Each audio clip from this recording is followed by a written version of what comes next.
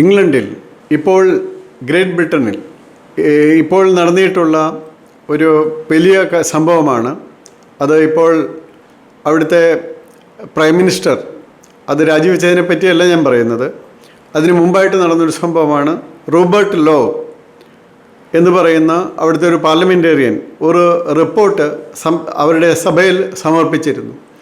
അത് 2,50,000-ഓളം ബ്രിട്ടീഷ് യുവതികളെ grooming gangs എന്ന് പറയുന്ന, അത് പാകിസ്ഥാനി മുസ്ലിംസ് ആണെന്ന് അതിൽ കൃത്യമായിട്ട് പറയുന്നു. അവർ 87%, പിന്നീട് കുറേ ബംഗ്ലാദേശികളൊക്കെ ഉണ്ട്.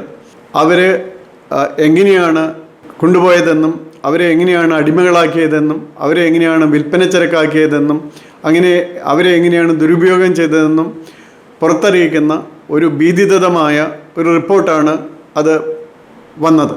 വാസ്തവത്തിൽ ഈ കാര്യങ്ങൾ പലതും അതേ രീതിയിൽ അല്ലെങ്കിൽ പോലും നമ്മുടെ രാജ്യത്തും സംഭവിക്കാനായിട്ട് സാധ്യതകൾ ഉണ്ടായിരുന്നു.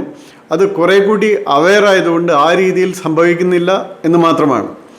പക്ഷേ നമ്മൾ ആ റിപ്പോർട്ടിൻ്റെ ചുവട് പിടിച്ച് നമ്മളും ശ്രദ്ധിച്ചിരിക്കേണ്ടതാണ്.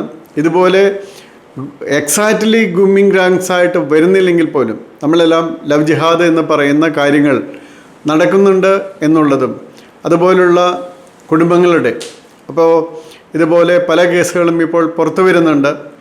അപ്പോൾ അങ്ങനെയുള്ള സംഭവങ്ങൾ ആൾ ഓവർ ഇന്ത്യ പലയിടത്തും പുറത്തു വരുന്ന ഈ സംഭവങ്ങൾ ബാക്കിയുള്ളവരുടെ കണ്ണ് തുറപ്പിക്കേണ്ടതാണ്. അതുകൊണ്ട് ഈ തരത്തിലുള്ള പ്രവർത്തനങ്ങൾ നടത്തുന്നില്ല എന്ന് ഉറപ്പുവരുത്തുന്നതിനാവശ്യമായിട്ടുള്ള കാര്യങ്ങൾ സമൂഹം ഒരുമിച്ച് നിന്ന് കൈക്കൊള്ളേണ്ടതാണ് എന്നാണ് എനിക്ക് പറയാനുള്ളത്.